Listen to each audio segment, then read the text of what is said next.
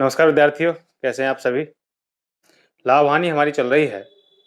इसकी कई क्लासेज हो चुकी हैं पहले। आज अगली क्लास लेकर फिर से हाजिर हैं और इससे पहले भी कई चैप्टर की क्लासेज हो चुकी हैं जिनमें परसेंटेज की क्लासेज हैं, एवरेज की क्लासेज हैं, वो हो चुकी हैं। अगर आपने वो वीडियोज नहीं देखी हैं तो आप देख सकते हैं उन्हें। आज की क्लास में हम वो सारे सवाल हल करने वाले हैं जिसमें किसी वस्तु को बेचने पर प्राप्त लाभ का संख्यात्मक मान उसके क्रय मूल्य के बराबर हो, एक तो वो, और दूसरे इस टाइप के सवाल जैसे कि एक वस्तु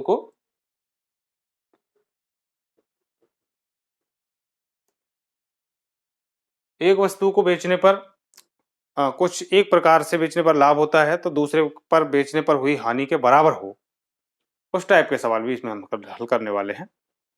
चलिए देखते हैं, शुरू करते हैं आज की क्लास।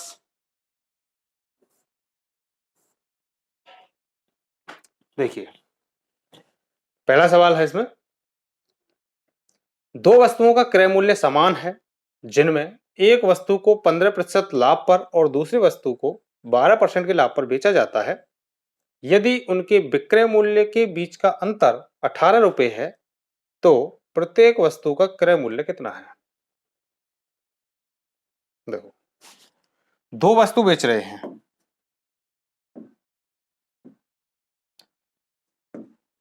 दो वस्तुओं का क्रय मूल्य समान है, समान रेट पर खरीदी गई है, ठीक है।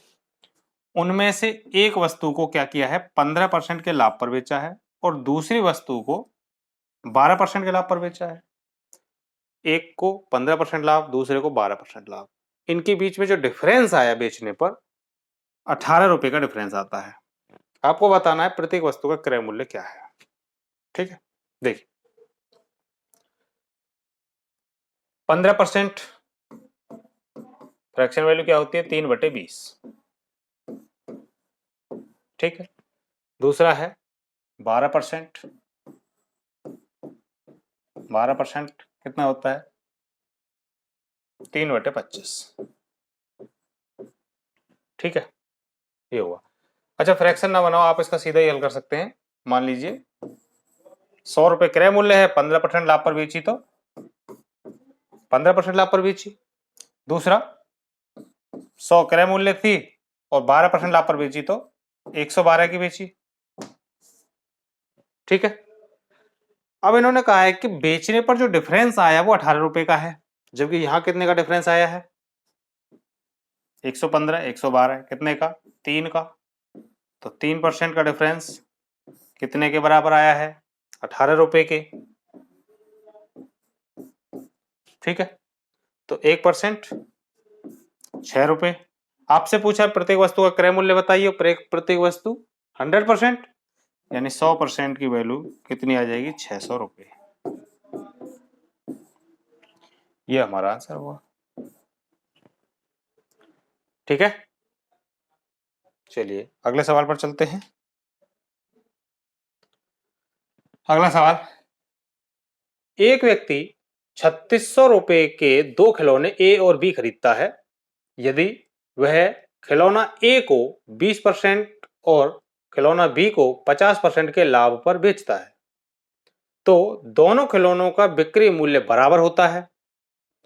लेकिन अगर वह खिलौना ए को 50% और खिलौना बी को 20% लाभ पर बेचता है तो खिलौना बी का बिक्री मूल्य कितना है, ठीक है। देखिए, एक व्यक्ति ने 3600 रुपए के दो खिलौने खरीदे हैं, ठीक है। वह खिलौना ए को 20% लाभ पर और खिलौना बी को 50% के लाभ पर बेचता है और दोनों का बिक्री मूल्य समान है। ये सब कंडीशन देखिए आप, बिक्री मूल्य समान है। देखो कैसे हल करना है, 20% मतलब 1/5, ठीक है, और 50% 1/2। अब क्या कंडीशन दी है, वस्तु ए को 20% लाभ पर बेचा, यानी 5 की खरीद कर 6 पर बेचा, जबकि वस्तु बी को 50% लाभ पर यानी 2 का खरीद के 1 लाभ लेकर 3 पर बेचा, ठीक है। ये दोनों का रेशियो आ गया। वस्तु ए और वस्तु बी का, वस्तु ए और वस्तु बी। ठीक है, अब इसमें क्या कहा है कि दोनों खिलौनों का बिक्री मूल्य समान है। दोनों खिलौनों का बिक्री मूल्य, जबकि ये बिक्री मूल्य है, ये खरीदे थे, पहली वस्तु इतने में खरीदी इतने में बेची, दूसरी इतने में खरीदी इतने में बेची, यानी ये दोनों के विक्रय हैं और इसमें कहा है विक्रय समान है, तो विक्रय को समान करो। ये 6 यूनिट, ये 3 यूनिट, इसको भी 6 बनाओ। 6 बनाने के लिए क्या करें, इसमें पूरे में 2 से गुणा कर देते हैं। अगर 2 से गुणा कर देंगे तो ये हो जाएगा 6 और ये हो जाएगा 4। ठीक है, दोनों समान हो गए विक्रय। अच्छा, अब इसमें क्या किया है ये बताइए। इसमें दिया है दोनों खिलौनों को 3600 में खरीदा था, तो दोनों के अब हमें क्रय मूल्य पता लगे। ये 5 यूनिट है, ये 4 यूनिट है, यानी टोटल दोनों खिलौनों कितने यूनिट, 9 यूनिट, और 9 यूनिट की वैल्यू दे रखी है आपको 3600 रुपए। ठीक है, तो 1 यूनिट 9 चौक 3600 यानी 400 रुपए। ठीक है, अब क्या पूछा है ये बताओ। देखो, अब इसमें यदि हम ए में मल्टीप्लाई कर देते हैं और बी में मल्टीप्लाई कर देते हैं, दोनों का क्रय मूल्य आ जाएगा हमारे पास। तो ए का क्रय मूल्य कितना आता है, यहां से निकाल लेते हैं, 5 चौक 20 यानी कि 2000 रुपए, और बी का निकालना चाहें तो 4 चौक 1600 रुपए। क्लियर है यहां तक। ए का क्रय मूल्य मिल गया, बी का भी क्रय मूल्य मिल गया। अब ये कह रहे हैं कि यदि हम ए को 50% लाभ पर और बी को 20% लाभ पर बेचें तो बी का बिक्री मूल्य क्या होगा। बिक्री मूल्य किसका निकालना है, बी का। तो ए को हम निकालें ही क्यों, हमें तो ए का कुछ करना ही नहीं, पूछा तो बी का बिक्री मूल्य है, तो ए को छोड़ो, हमें केवल बी का निकालना है। और बी को कितने परसेंट लाभ पर बेचना है, बी को यदि 20% लाभ पर बेचें तो बी का बिक्री मूल्य कितना है, तो इसका 20% निकालो। 20% यदि हम निकालते हैं तो 1.2 गुना होगा। 20% लाभ यानी 100 पर 20% लाभ मतलब 120%। 120% मतलब इसमें भाग दे देंगे तो कितना गुना करना पड़ेगा, 1.2 गुना। ठीक है ना, तो ये 1.2 से गुणा कर देते हैं, बस हम कुछ नहीं करना। ठीक है, 12 छीं 72 और 12 7 19, 192। तो ये आएगा आपका 1920 रुपए, ये आंसर आ जाएगा। ठीक है, क्लियर। चलिए अगला सवाल। दो वस्तुएं समान कीमत पर खरीदी जाती हैं। एक वस्तु को 20% लाभ पर बेचा जाता है और दूसरी को 10% हानि पर बेचा जाता है। कुल लाभ हानि प्रतिशत क्या होगा, ये आपसे पूछा है। देखो, दो वस्तुएं समान कीमत पर खरीदी जाती हैं। ध्यान देना, जब दो वस्तुओं का क्रय मूल्य समान हो और उनमें से एक वस्तु इतने परसेंट लाभ पर बेची गई और दूसरी वस्तु इतने परसेंट हानि पर बेची गई, तो कुल लाभ या हानि परसेंट क्या होगा। तो देखो, जब दोनों वस्तुओं का खरीदने का मूल्य यानी क्रय मूल्य समान हो तो लाभ और हानि जो दोनों वस्तुएं अलग अलग बेची गई हैं उनका ओवरऑल निकालने के लिए आप उनका एवरेज निकाल लें। ठीक है, तो एवरेज निकालेंगे तो देखो 20% प्रॉफिट है यानी प्लस है और 10% लॉस है, ये एवरेज निकालना है दोनों का, तो क्या करेंगे 2 से भाग। क्लियर, बस हल कर लो। कितने बचे, 10/2 यानी कि कितना आया 5%। और 5% पॉजिटिव या नेगेटिव, 20 में से 10 गए 10 बचे प्लस के यानी कि पॉजिटिव, मतलब 5% का प्रॉफिट होगा। समझ में आ गया। चलिए आगे अगला सवाल।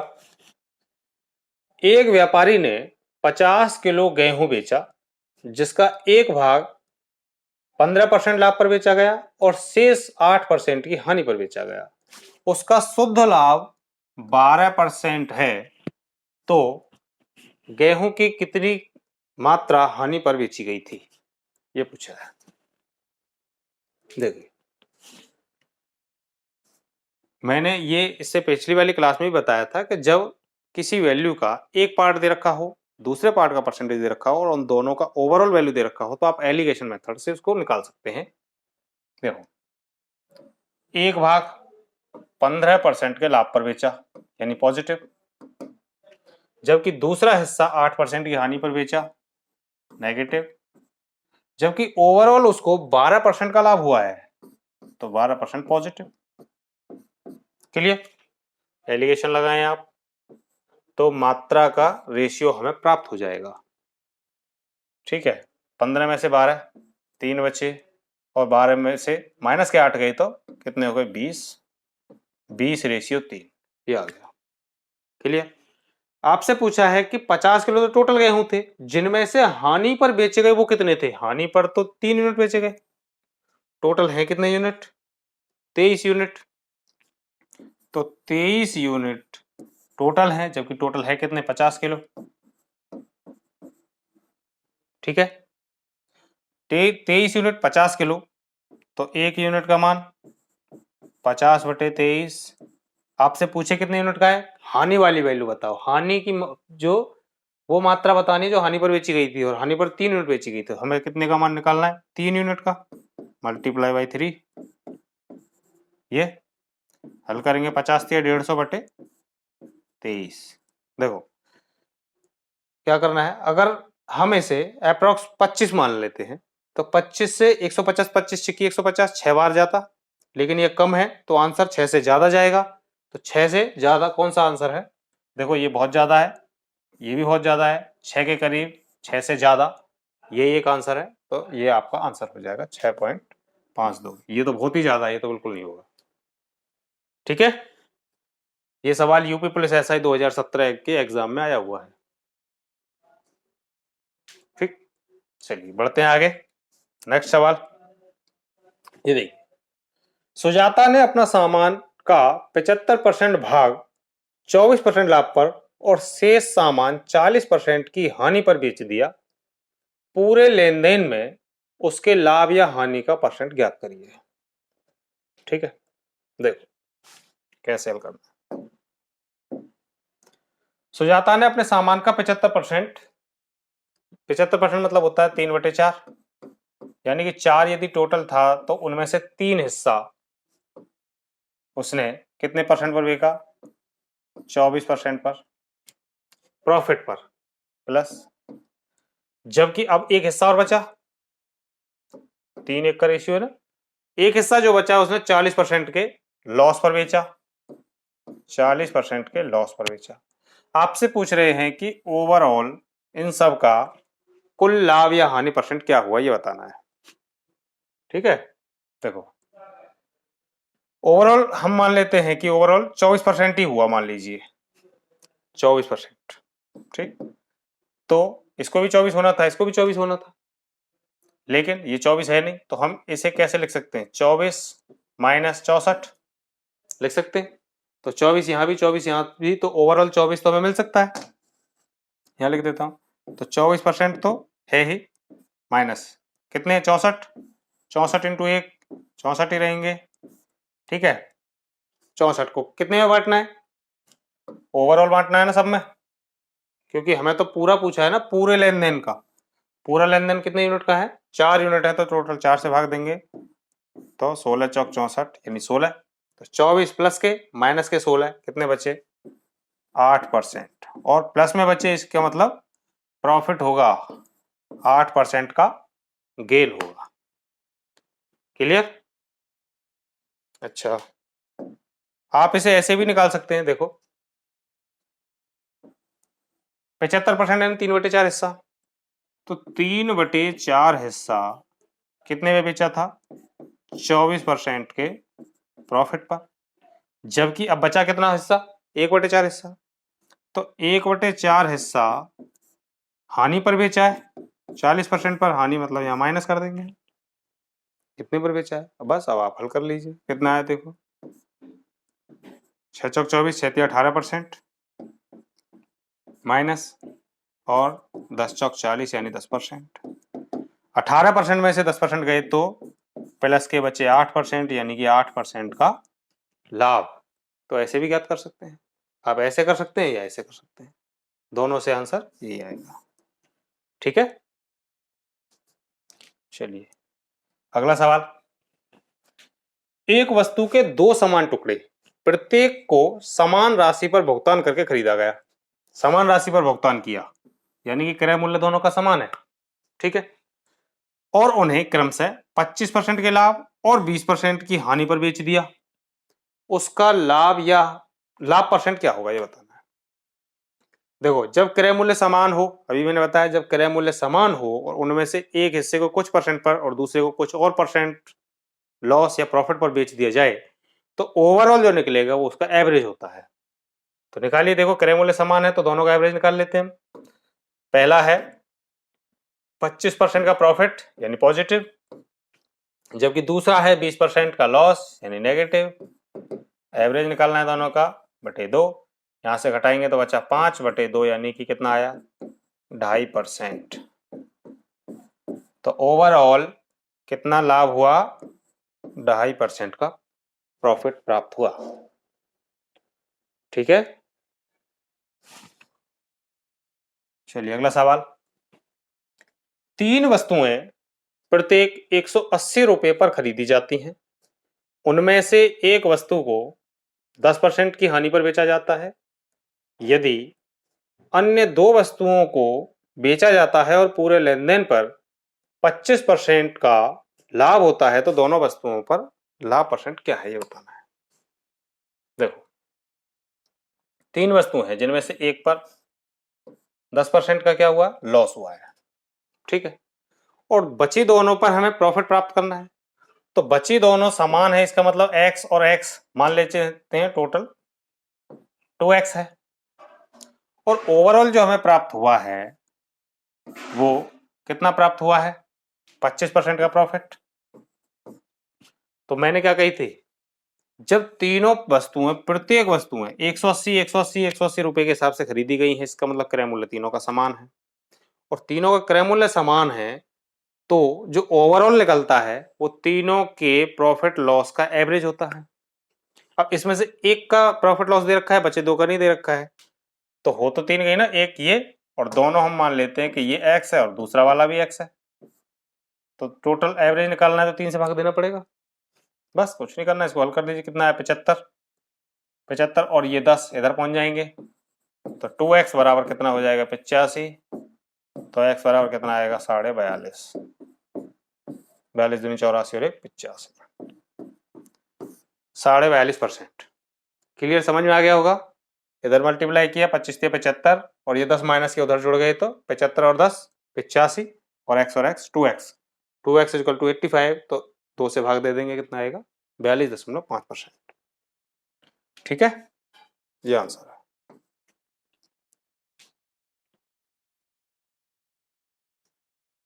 चलिए बढ़ते हैं अगले सवाल पर।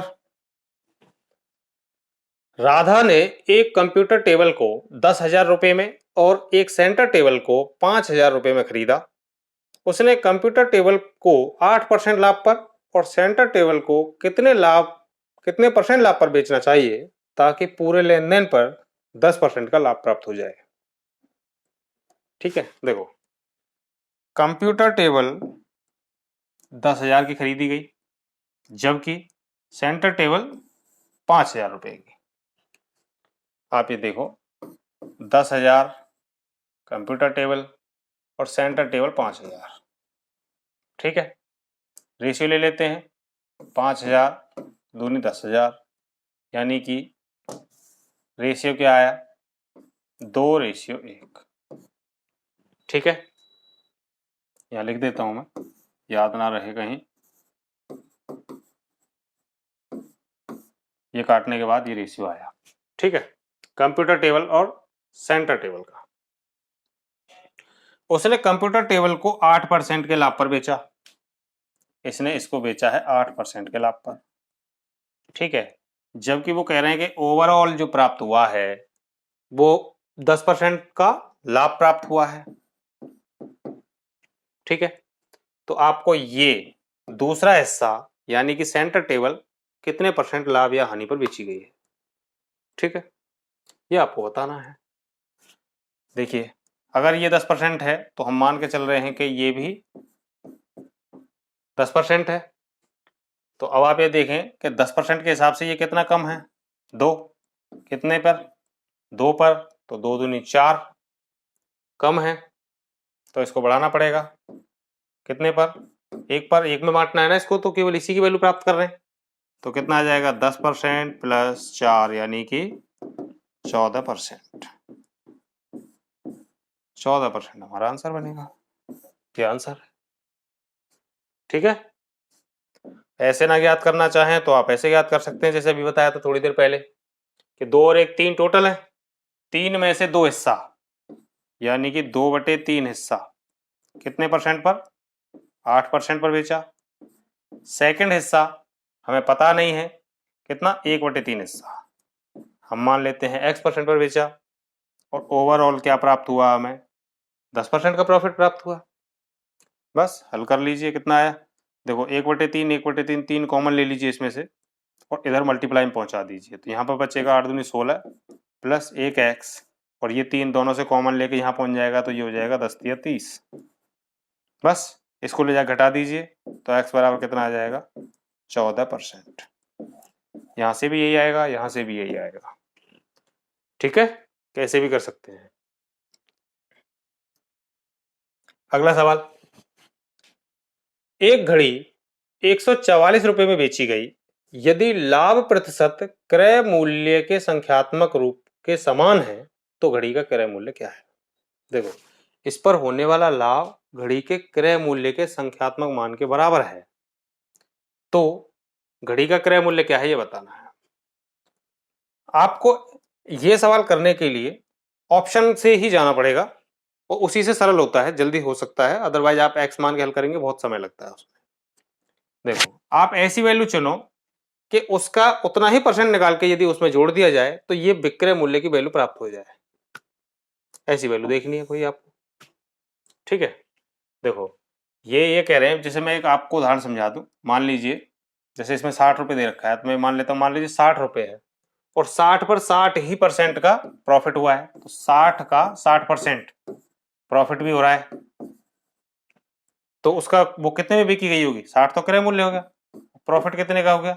36 का। ठीक है, तो 96 रुपए में बेची जाएगी। यही चीज यहां कह रहे हैं कि 144 में बेची है, तो ऐसी कौन सी वैल्यू है जिसका उतना ही परसेंट यदि उसमें जोड़ दिया जाए तो 144 आ जाए? तो हमने 60 तो चेक कर लिया, विकल्प से चेक करते हैं, जीरो वाला चेक करना आसान काम होता है, ये चेक कर लिया। अगर 90 वाला चेक करते हैं, तो अगर 90 में हम 90 का 90 ही परसेंट जोड़ दें प्रॉफिट, ये तो क्रय मूल्य हो गया।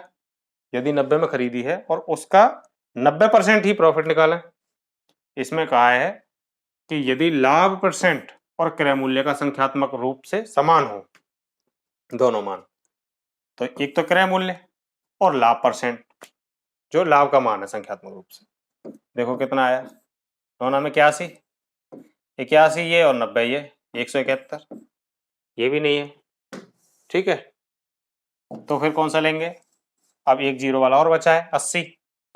80 देखिए, 80 में 80 का 80% लाभ करवा देते हैं, कितना आएगा देखो, 2 जीरो 2 जीरो, 8 8 64, तो 80 प्लस 64 कितना आया? 144, यानी कि ये वैल्यू। तो इसका मतलब क्रय मूल्य कितना है?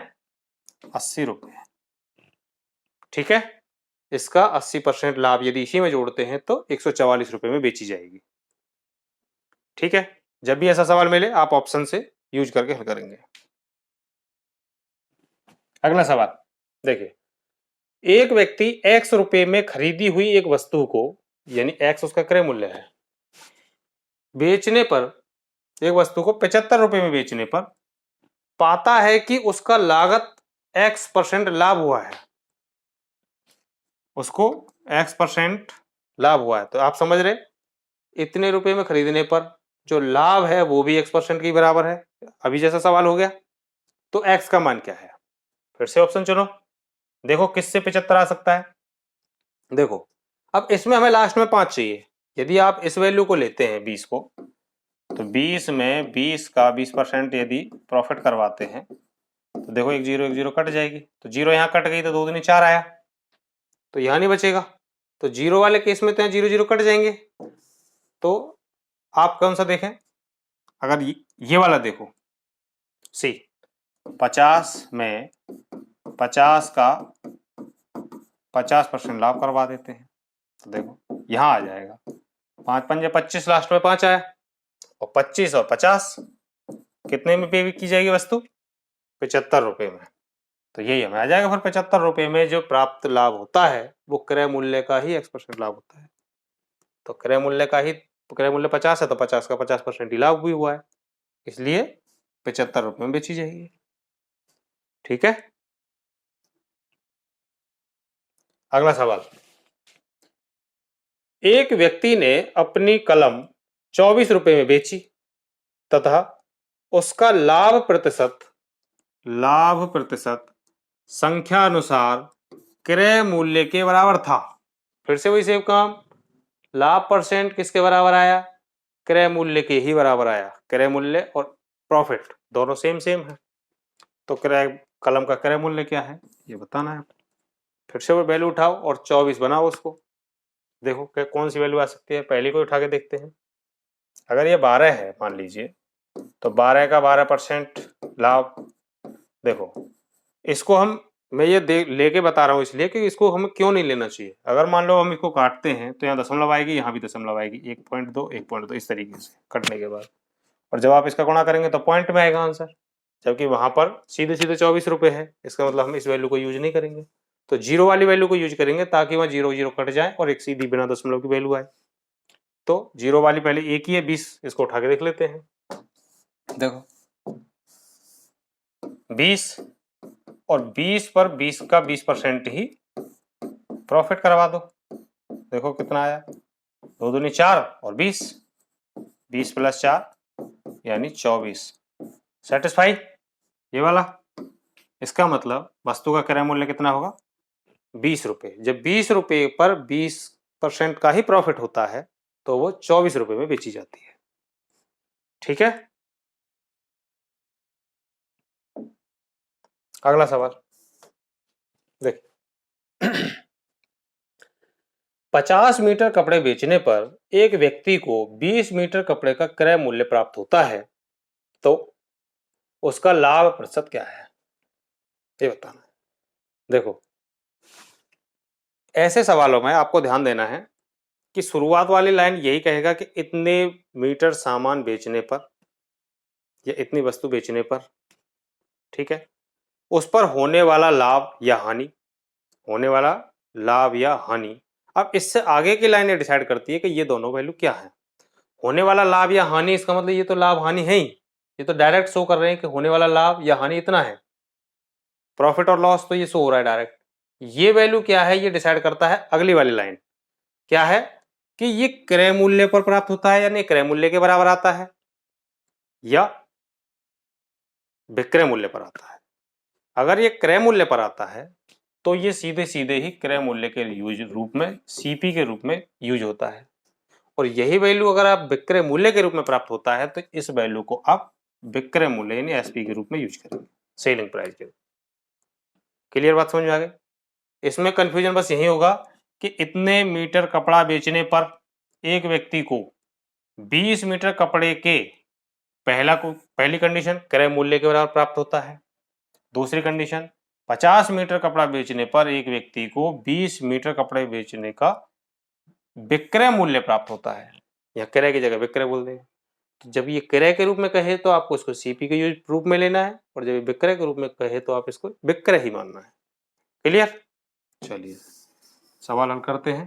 देखो अब इसमें 20 का क्रय मूल्य यानी प्रॉफिट के रूप में कितना मिला है, 20 किस पर मिला है, ये क्रय मूल्य पर मिला है। इसका मतलब जो ये 50 मीटर है ये आपका क्रय मूल्य ही है, क्रय मूल्य के रूप में यूज करना है इनटू 100%। बस प्रॉफिट पूछा है ना आपसे कितने परसेंट, तो 50 दूनी 100 और 20 दूनी 40%। ठीक है,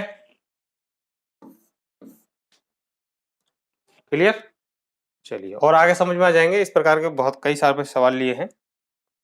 देखो 33 मीटर कपड़ा बेचने पर एक दुकानदार को 11 मीटर कपड़े बेचने के मूल्य के बराबर लाभ प्राप्त होता है। देखो मैंने अभी क्या कही थी ऊपर वाली लाइन सेम आएगी कि इतने मीटर कपड़ा बेचने पर, सेम यहां तक, एक दुकानदार को इतने मीटर कपड़े बेचने के मूल्य के, अभी इससे पहले सवाल में क्या था, क्रय मूल्य के, यहाँ बेचने के मूल्य के यानी विक्रय मूल्य के बराबर लाभ प्राप्त होता है। यानी कि ये तो पता लग गया कि ये लाभ है, लेकिन ये क्या है, ये डिसाइड करेगा ये बेचने के मूल्य के, यानी कि ये कौन है, एसपी यानी सेलिंग प्राइस है, और ये क्या है, प्रॉफिट है। क्लियर? तो अब आप ये देखो कि 11 रुपए का प्रॉफिट हुआ, कितने में बेची गई थी, 33 में, 33 में बेची गई थी, और प्रॉफिट प्राप्त हुआ कितने का, 11 का। इसका मतलब खरीदी कितने की थी, कॉस्ट प्राइस क्या होगी इसकी, 22 रुपए, क्योंकि 22 रुपए में खरीद कर 11 रुपए का लाभ लेके बेचेंगे तभी तो 33 में बिकेगी। तो बस हो गया। अब आपको क्या करना है, प्रॉफिट पूछा है, प्रॉफिट परसेंट, तो प्रॉफिट कितने का, 11 का, कितने पर हुआ, कॉस्ट प्राइस पर, यानी क्रय मूल्य पर प्राप्त होता है लाभ हानि, 22 पर, और परसेंटेज निकालना है तो इंटू 100, 11 एकम 11, 11 दूनी 22, यानी 1/2, मतलब 50%। क्लियर? ये सवाल यूपीएसआई 2011 के एग्जाम में आया हुआ है। ठीक है, चलिए अगला सवाल ये देखिए, 90 लीटर पेट्रोल बेचकर, देखो हर लाइन में यही आ रहा है कि शुरुआत में इतना लीटर बेचने पर, इतने मीटर बेचने पर, इतनी वस्तु बेचने पर ही कहेगा शुरू में। एक व्यक्ति को 30 लीटर पेट्रोल के क्रय मूल्य, मैंने कही थी अगली लाइन डिसाइड करती है, क्रय मूल्य के बराबर हानि होती है, यानी कि ये तो पता लग गया कि ये क्या है, हानि है, और ये क्या है, ये डिसाइड करता है। अगर ये क्रय मूल्य के बराबर हुआ है, इसका मतलब ये सीपी के रूप में यूज करना है, और ये कहता है कि विक्रय मूल्य के बराबर हानि हुई है, इसका मतलब इसको विक्रय मूल्य के रूप में यूज करना है। ठीक है, और यहाँ देखो कितने लीटर का लॉस। अब आप यहाँ देखो ये क्या मिल गया हमें, एसपी कितना है, 90, जबकि लॉस कितना है, 30 का। तो आप ये देखो बे की थी 90 की, 30 की उसमें हानि हुई है, इसका मतलब कॉस्ट प्राइस क्या रहा है उसका, आप ये बताओ,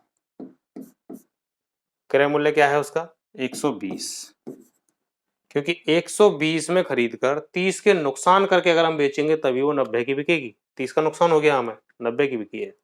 ठीक है, आपसे पूछा है हानि परसेंट, तो बस 30 की हानि कितने पर, 120 पर, इंटू 100, 30 एकम 30 चौक 120, 1/4 मतलब 25%, 30 की हानि। ठीक, ऑप्शन मैच नहीं कर रहे इसमें, ये 90, 30 हानि हुई है, लॉस। ठीक है, 120 पर 30 की हानि, तो 90 की बिकेगी। अच्छा क्रय मूल्य पर है, ठीक है ठीक है, ये क्रय मूल्य पर है तो ये क्रय मूल्य ही यूज करना है। ठीक ठीक ठीक, ये एसपी नहीं सीपी है, ये फिर नहीं निकालना हमें घटा के, फिर तो सीधा सीधा दे ही रखा है हमें। ठीक है, ये क्रय मूल्य पर है, इसका मतलब ये डायरेक्ट सीपी की वैल्यू दे रखी है, तो फिर तो कुछ करना ही नहीं। 30 का लॉस कितने पर हुआ, 90 पर, डायरेक्ट लगा सकते हैं इंटू 100, बस 30 दिया 90, और 1/3 मतलब 33.33%, ये आंसर है, ऑप्शन सी। ठीक है, ये क्रय मूल्य पर है, इसका मतलब ये डायरेक्ट इसको यूज करेंगे हम क्रय मूल्य के रूप में, अगर ये विक्रय मूल्य पर होता तब हम इसे एसपी मानते। ठीक, अगला सवाल, किसी वस्तु को 123.40 में बेचने पर प्राप्त लाभ इसे 108 रुपए में बेचकर होने वाली हानि की राशि से 20% अधिक है। यदि वस्तु को 120.75 रुपए में बेचा गया तो लाभ हानि परसेंट क्या होगा, ये बता। देखो एक वस्तु को इतने रुपए में बेचने पर प्राप्त लाभ, कितने में, 123.40 में बेचने पर प्राप्त लाभ, और इतने रुपए में बेचने पर हुई हानि से 20% अधिक है। तो हम ये मान लेते कि इतने में बेचने पर हानि हुई है, इतने पर बेचने पर लाभ हुआ है, इसका मतलब क्रय मूल्य बीच में है, क्योंकि इससे हानि होती है तो इससे नीचे चला जाता है, लाभ होता है तो इससे ऊपर चला जाता है, क्रय मूल्य यहाँ है। ठीक है, क्रय मूल्य यहां पर है। अब कंडीशन क्या दी है कि जो हानि है, होने वाली हानि, क्या लिखा है, इससे होने वाला लाभ होने वाली हानि से 20% अधिक है। 20% मतलब 1/5, 1/5, यानी कि अगर हानि 5 की है, इस पर बेचने पर होने वाली हानि 5 की है, तो इस पर बेचने वाला लाभ इससे 1 ज्यादा यानी 6 है, क्योंकि क्लियर का है 20% ज्यादा है। होने वाला जो लाभ है, प्राप्त लाभ है, वो इतने में बेचने पर होने वाली हानि से 20% ज्यादा है। इतने पर बेचने पर होने वाली हानि से 20% ज्यादा यानी 5 पर 1 ज्यादा 6, ये है, ये लॉस है, ये प्रॉफिट है। क्लियर? बस अब कुछ नहीं करना, आप ये देखो इन दोनों में कितना अंतर है, कितने यूनिट का अंतर है, 5 और 6 11 यूनिट का। भाई इससे नीचे 5 है, इससे ऊपर 6 है, तो टोटल 11 यूनिट का डिफरेंस। जबकि यहाँ डिफरेंस कितने का है, ये देखो 15.4 का। ठीक है, तो 1 यूनिट की वैल्यू आ गई 1.4। ठीक, अच्छा अब आप सीपी निकाल सकते हैं। 5 यूनिट का लॉस है, तो 1 यूनिट का मतलब इतना है 1.4, तो 5 यूनिट का कितना आया, 14×5 = 70 यानी 7, यानी 7 का नुकसान हुआ है इस पर। 108 में बेचने पर इतने यूनिट, यानी इसका मल्टीप्लाई कर देंगे तो कितने का नुकसान हुआ है, 5 × 1.4 यानी 7 रुपए का नुकसान हुआ है। तो 7 की भरपाई इसमें कर देते हैं, तो इसका मतलब उसका क्रय मूल्य कितना रहा है, 115 रुपए क्रय मूल्य निकला है। आप कहीं से भी निकाल सकते हैं, अगर यहाँ से 5 यूनिट का लॉस हुआ है तो 5 यूनिट का मान निकाल के इसमें जोड़ देते हैं हम, तो क्रय मूल्य पा जाएंगे। या फिर अगर हम यहाँ से निकालना चाहते हैं तो इस पर 6 यूनिट का फायदा हुआ है, तो 6 यूनिट का आप गुणा कर दीजिए इसमें। 1 यूनिट का मान इतना है 1.4, 14×84 यानी 8.4, 8.4 ज्यादा है, 8.4 घटा देंगे तो भी 115 पे आ जाएंगे। ठीक है, तो 115 हमें क्या मिल गया, क्रय मूल्य। अब आप ये सवाल में कहा गया है कि यदि वस्तु को 120.75 में बेचा जाए, तो अब खरीदी कितने की है, 115 की, क्योंकि क्रय मूल्य मिल गया हमें, और बेच कितने की रहे हैं, 120.75 में। तो परसेंटेज प्रॉफिट बताना है बस कि 115 में खरीद कर 120.75 में बेचा तो कितने का प्रॉफिट हुआ, 5.75 का। कितने पर हुआ, 115 पर, इंटू 100। बस हल कर लीजिए, कितना आएगा, ये 23 से कट जाएगा, 23×5 115, और 23 दूनी 46, 11, 23×5 115। ठीक है, और इसको काटेंगे तो 0.05, तो 0.05 गुणा 100 यानी कि 5%। और 5% का क्या प्रॉफिट, 115 में खरीद कर 120.75 में बेचा तो 5% का गेन प्राप्त होगा। ठीक है,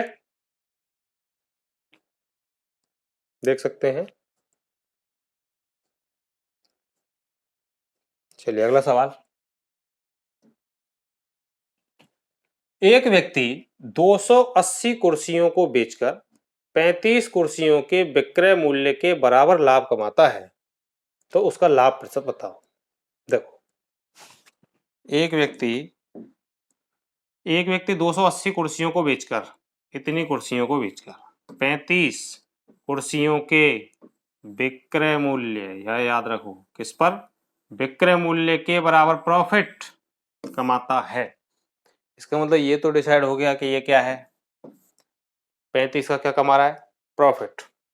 तो प्रॉफिट की वैल्यू पता लग गई हमें, 35 किस पर कमा रहा है, विक्रय मूल्य पर, यानी कि जो 280 है वो आपका क्या है, सेलिंग प्राइस है, यानी विक्रय मूल्य है। ठीक है, तो अब आप ये देखो कि 35 का मुनाफा हुआ है इसमें, 280 में बेची है जब, तो इसका मतलब खरीदी कितने की होगी, सीपी यानी कॉस्ट प्राइस कितना है, 245। 245 में 35 रुपए का फायदा होगा, तभी 280 की बिकेगी। बस लाभ परसेंट याद कर लीजिए इसका, 35 का फायदा कितने पर, 245 पर, इंटू 100। 7 से पहले 5 से काट लेते, 5 7 35, फिर यहाँ 5 चौक 20, 5 9 45, 7 7 49, यानी कि 1/7। और 1/7 का मतलब होता है 14.28%। Option B. ठीक है, बस इसमें यही ध्यान देना है कि ये विक्रय मूल्य पर के बराबर लाभ या हानि है या क्रय मूल्य के बराबर लाभ या हानि। अगर ये विक्रय मूल्य के बराबर है तो पहले दी गई वैल्यू विक्रय मूल्य के रूप में यूज करनी है, और अगर क्रय मूल्य के बराबर लाभ हानि है तो ये पहली वैल्यू क्रय मूल्य के रूप में ही हल करनी है। ठीक है, अगला सवाल। 30 वस्तुओं को बेचकर एक दुकानदार 9 वस्तुओं की बिक्री मूल्य प्राप्त करता है। ठीक है, तो उसका लाभ प्रतिशत बताओ क्या होगा। 30 वस्तुओं को बेचकर 9 वस्तुओं के बिक्री मूल्य के बराबर गेन प्राप्त करता है, तो परसेंटेज प्रॉफिट बताना है। तो ये तो पता है कि 9 क्या है, प्रॉफिट। किस पर आ रहा है ये, बिक्री मूल्य पर, यानी कि ये 30 क्या है, बिक्री मूल्य है, यानी कि एसपी है। कितना है, 30। तो आप ये देखो, कोई वस्तु 30 रुपए में बेची गई है जिसमें 9 रुपए का फायदा हुआ है, इसका मतलब खरीदी कितने की है, कॉस्ट प्राइस कितना है उसका, 21 रुपए। क्योंकि 21 में 9 रुपए का फायदा अगर हमें मिल जाएगा तो हम उसे कितने में बेच देंगे, 30 रुपए में बेचेंगे। बस परसेंटेज प्रॉफिट ज्ञात करो, कितना आएगा, 9 का प्रॉफिट कितने पर, 21 पर, इंटू 100, 3 तिया 9, 3 सत्ते 21, यानी 3/7। 1/7 का मतलब होता है 14 से ही 2/7%, और ये उसका 3 गुना है, आप इसका 3 गुना कर दीजिए, तो कितना आ जाएगा, 14 × 42 और 6/7, 42/6/7% का प्रॉफिट होगा। सही है, अगला सवाल। एक विक्रेता ने 2400 रुपए में 40 दर्जन फल खरीदे, इनमें से 30 फल सड़ गए और उन्हें फेंक दिया गया। शेष फलों को प्रति दर्जन किस दर पर बेचा जाए कि 25% का लाभ प्राप्त हो जाए। ठीक है, ऐसा सवाल मैंने पहले भी कराया है। देखिए, एक विक्रेता ने 2400 रुपए में कितने फल खरीदे हैं, 40 दर्जन, जिसमें से 30 फल सड़ गए हैं। ठीक है, अब इन्हें वो फेंक देता है और फिर बचे हुए को बेचता है, और बचे हुए को इस प्रकार बेचता है कि उसको 25% का फायदा हो। अब आप ये देखो, 2400 रुपए उसने डाल दिए सामान लाने में, खरीदने में उसने लगा दिए वो 2400 रुपए। अब 2400 रुपए लगा दिए, वो चाह रहा है कि मैंने जितने लगाए हों उस पर 25% का फायदा मिल जाए मुझे। तो 2400 में 25% का फायदा कितना होगा, 25% मतलब 1/4, यानी कि 4 पे 1 का फायदा, यानी कि 5/4 की वैल्यू निकालनी है हमें 2400 पर।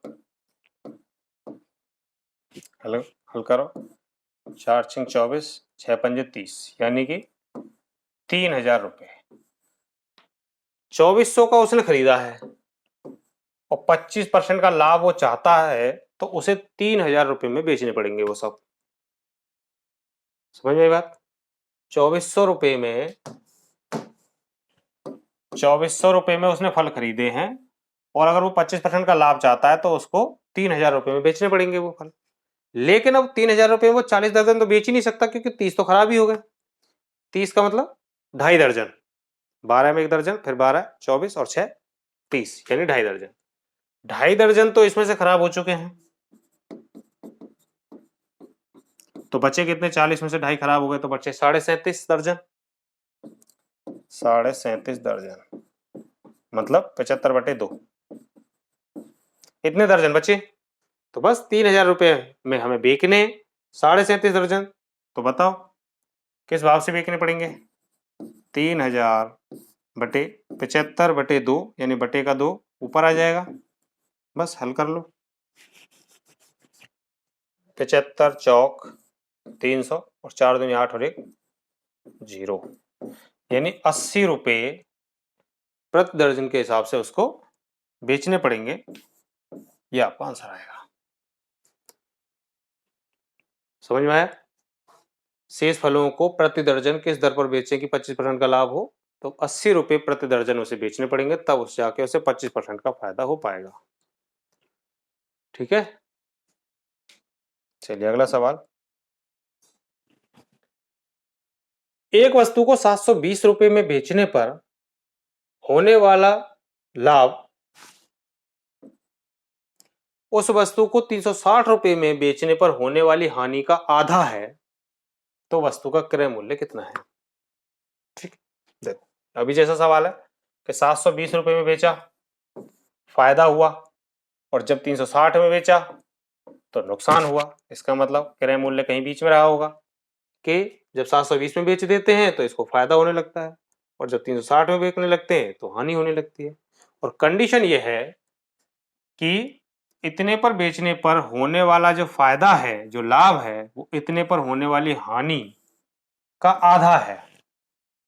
अगर यहाँ हानि 1 है तो इसका आधा लाभ होता है, ये कंडीशन है। बटे खत्म करने के लिए आप ऐसा कर सकते हैं कि इसे 2 मान लेते हैं, इसका आधा यहाँ 1 होता है। क्लियर? होने वाली हानि का आधा इसको प्रॉफिट होता है। तो बस यहाँ ये हानि हुई है 2 यूनिट की, यहाँ ये लाभ हुआ 1 यूनिट। टोटल डिफरेंस कितने का पहुंच रहा है? 3 यूनिट का। जबकि यहाँ डिफरेंस कितने का आ रहा है? 720 और 360 में 360 का डिफरेंस है। तो 1 यूनिट का मान कितना आया? 12 3 36 यानी 120। क्लियर?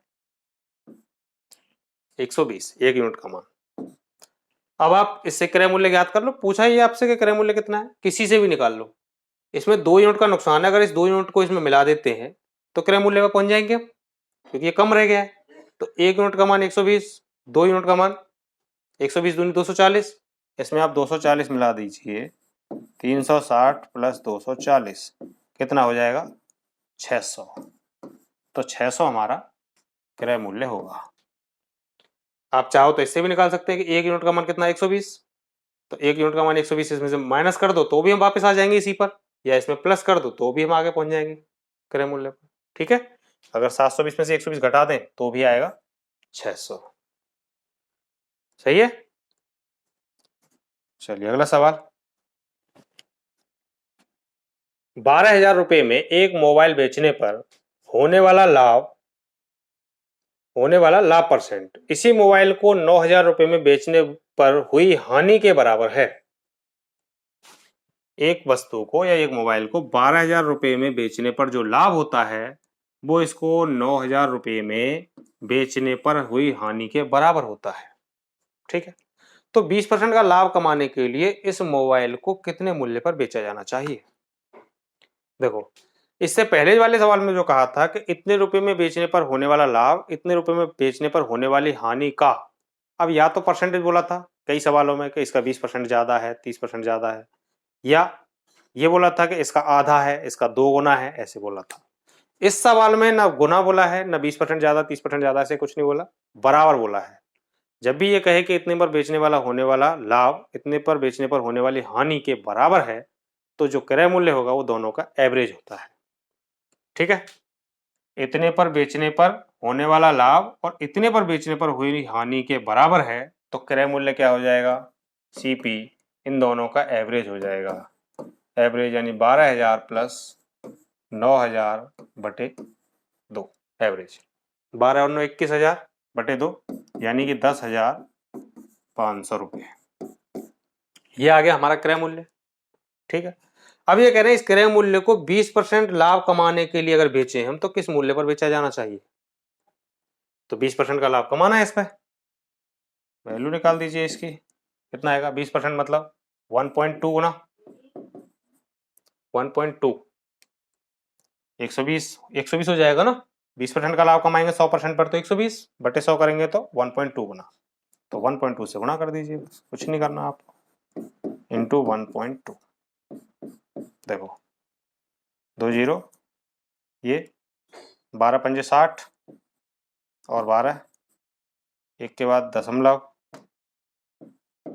ये यानी कि 12,600 रुपये में उस मोबाइल को बेचना पड़ेगा।